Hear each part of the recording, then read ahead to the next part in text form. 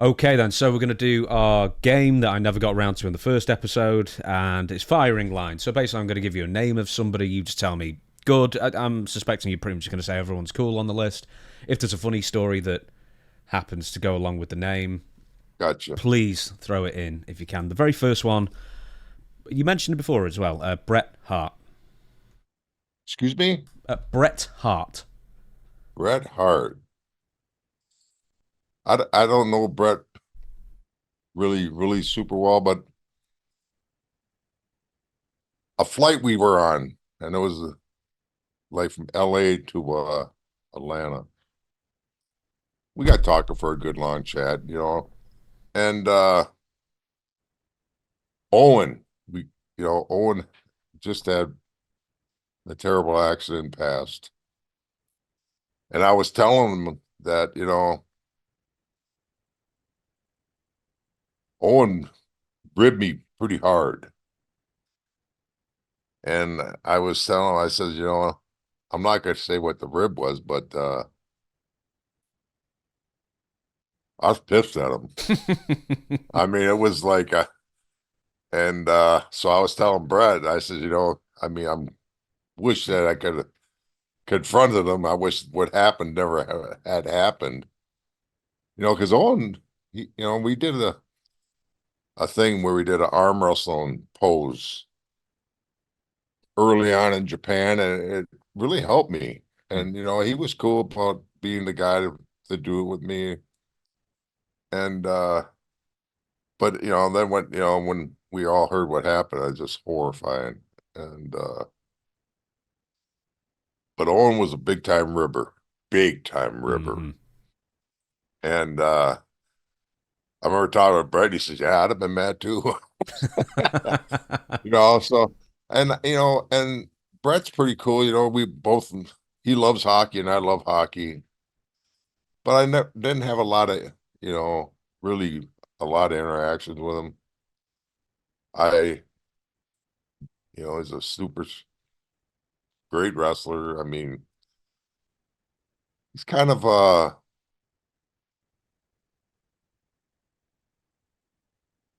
the little spill he's got going on with Goldberg right now is every once in a while he pops up on Facebook or whatever, getting tired of hearing about that. Mm, I mean, I think you know what I'm talking about. I know. Yeah. We'll move on. Rick Steiner. Now, I want to mention this. I can't imagine you're the type of guy that he would attempt to duct tape to a bench. No. No, not like But Disco Inferno or someone maybe. no. He even goes further than duct tape into the bench. I mean, Chuck, our trainer, was very fortunate that I left my Oak in the locker room because I went back in the locker room and Chuck was taped to the bench. Steiner got him, and I don't think anybody would have found him. And I untaped him, and he was pissed. Oh, he was upset.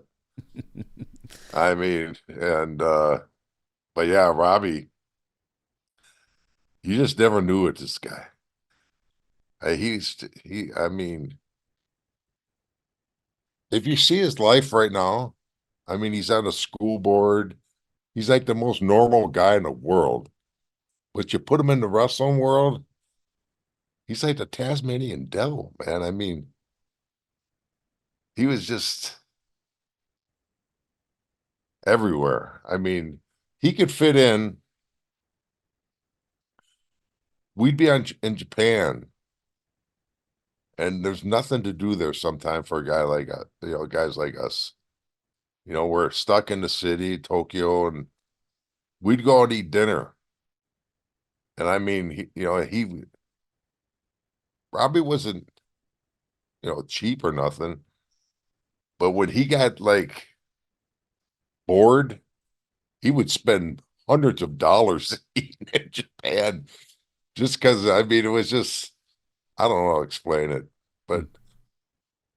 and then he's nuts. I mean, Robbie had some great, him and his brother, some of the best matches. I was just talking with Shane about that last night. I never seen him had a bad match in a big match. I never seen him have a bad match. They elevated everybody they were in the ring with, everyone, every time. I take it you went to Ribera Steakhouse quite a lot because I went there in Oh June. yeah. I went there in June. It was like, man, that's one tight space to sneak in Well, there. we were I was doing a signing yesterday with Barbarian and Ming, and I says, look at that. Two gals come walking by. They have Ribera Steakhouse jackets on. I says, how great would it be if we could just all go there and have dinner? He says, God, and that was like a highlight in everybody's career, and one of the coolest things is, the Ribera Steakhouse, they got pictures of wrestlers and MMA fighters outside, and I was one of the lucky ones to make it on there with Don Fry's on there. Goldberg made it on there. I think Stan, but it's a pretty cool thing. I mean, that's really a cool thing. When you look up at the ceiling and all the framed photos are on the ceiling as well, and I remember it's nice seeing that some photos are clearly 40 years old plus. And I remember seeing one straight above me, and it was Brutus Beefcake with a big mustache. So you're almost like people watching above, just to try and figure Sure. out who everybody is. Well, you know that they changed the pictures when Baba brings a different crew in, say Jim Neinhart and whoever, they switch pictures. Mm. Yeah, he's pretty sharp. He knows which side And his bread's buttered on. That's good. oh yeah, Next one is Doc Gallows. gosh. Uh I really haven't had a lot of interaction with him. That's fine. We'll move on. Greg Gagne. Greg Gagne. I probably should have listened to Greg more than I did coming into business, but he did something to me one time that pissed me off because they pulled me out of camp way too early. And I was working a tag match against Greg and I can't remember. It wasn't Jimmy Brunzell, but it was somebody else. And they started doing this, the false tag deal, and I didn't understand it because I was just worried about being on TV the first time, and he kind of said something in the locker room that kind of offended me, and it pissed me off, because I mean, if you're gonna do something, bring me up to speed on it, and I'm fine with it. But don't, when he just, that it started out badly, and then, I think I might have got like lippy with him a few times in the locker room. He would say certain things, and he was kind of. It didn't start off well, but years later, he was right. As far as he had a different way of going about it, and I even told Greg, I said, I probably should have listened to you a little bit more. Probably got a little bit of a big head, thinking and but Greg's a pretty decent guy. Another guy, he can work his ass off, but a little small. Hmm. Oh, Bobby. hey, Oh, okay, I got to go there. I got to tell you this oh, one. please. Oh, this is one of the best all time. Me and Tom Zink are out having a few beers. We might even been to Ribera's that night in Japan. He says, Scott, before we go to bed, we got to rip Greg Gagne. I says, all right. I says, shit. So we get back to the Keo Plaza. He calls Greg Gagne up.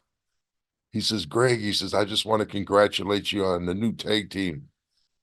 He says, who the heck you talking about? He said, "You're the next new tag team sensation in WWE. You haven't heard about it?" And he says, "No, no." We're waking him up. It's, early in the morning, or he's just woke. And he says, "Yeah." He says, it's big news. They're ready to really let you roll."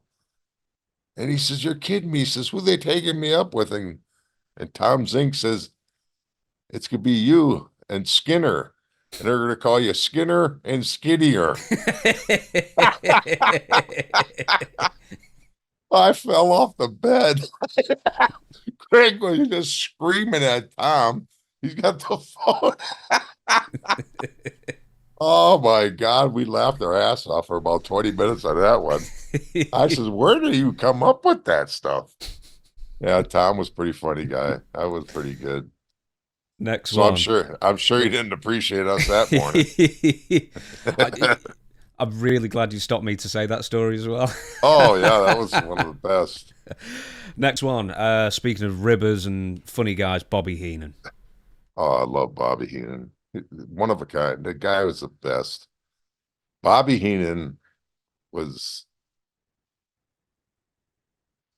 gold. I love Bobby, and he was such a good guy to be around. It was Thanksgiving, probably 1996.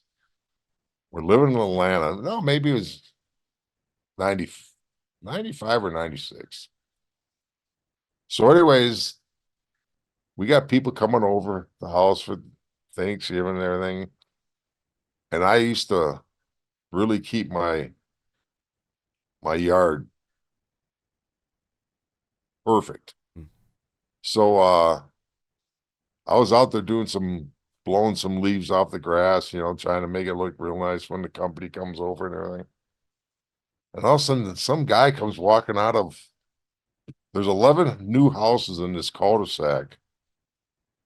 And a guy comes walking out of the garage of one of them. And he said, "Scotty." And I'm looking over there, I'm going, and I got the weed whacker blower going. And I look, and it's a blonde-haired guy. And I said, "God, it looks like Bobby Heenan." And Bobby comes walking across the street, and he says, "How you doing, buddy?" He said, "I didn't know you lived here." I says, "What the heck you doing here?" "This is my wife's friends of ours, and we're over here for Thanksgiving." I said, "You gotta be kidding me." He says, "No." And he says, "I got in an argument with my wife, and I got a cooler of beer and a bottle of vodka in the garage." I swear to God.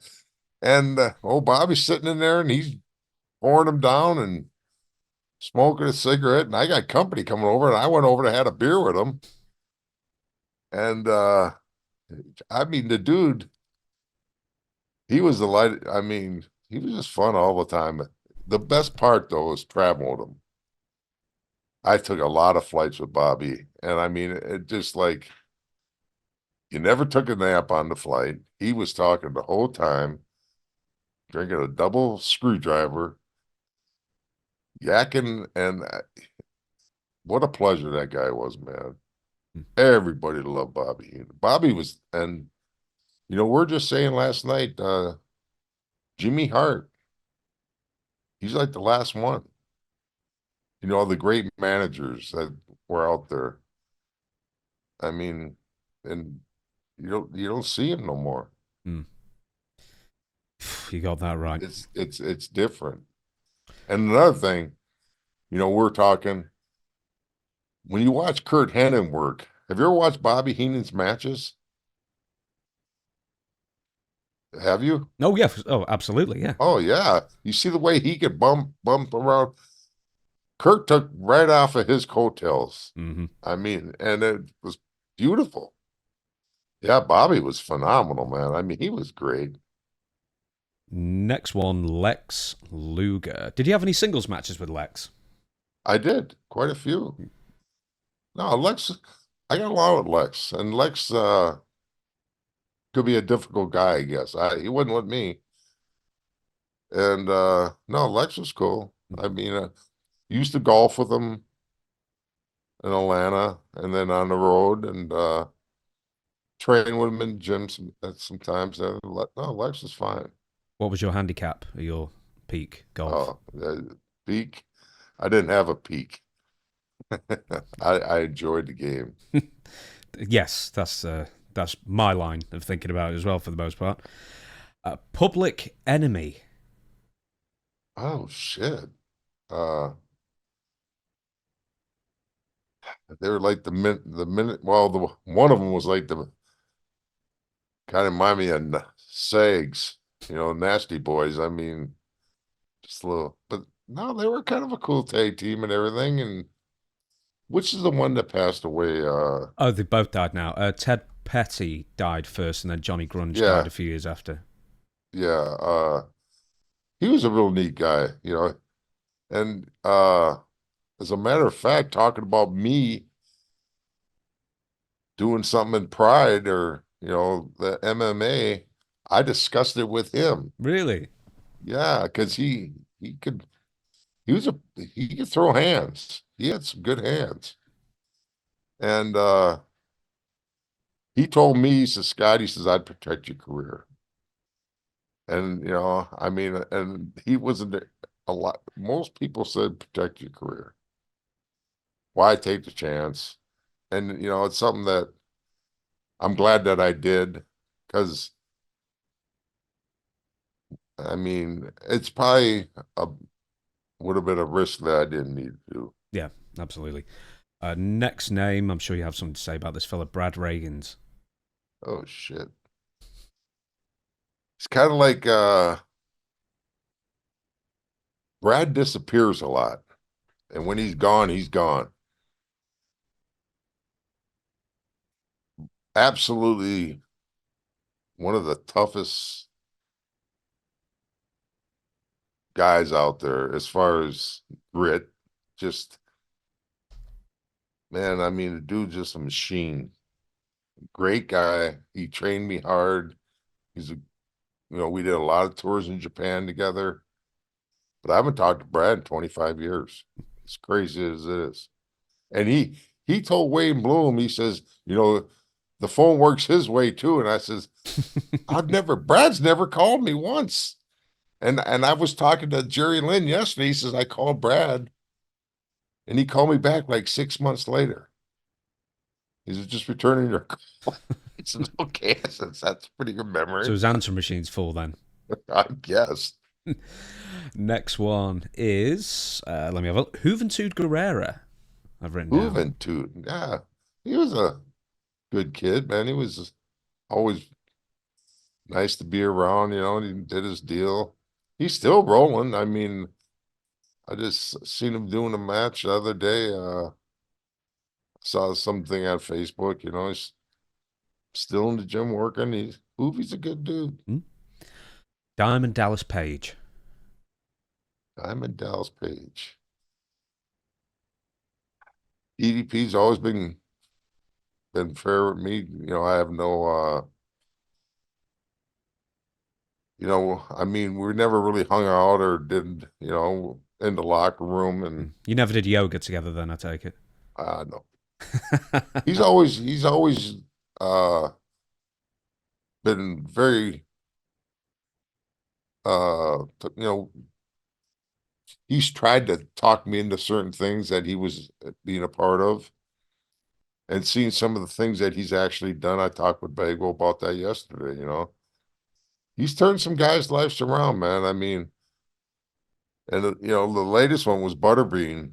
Hmm. And at the beginning of this, I kind of thought it was, I didn't really, but I mean, he's got some guys back on their feet doing them quite well, and I know DDP's doing really well with that. I see him every once in a while at the signings, and no, Dallas is cool. Yeah, looking healthy. Now, I don't know. I don't know if people are going to know this. I'm going to say the next name Yokozuna, but when you faced him, he was still Great Kokina, I believe. Yeah, yeah, he's a hell of a guy. I mean, unbelievable worker. He,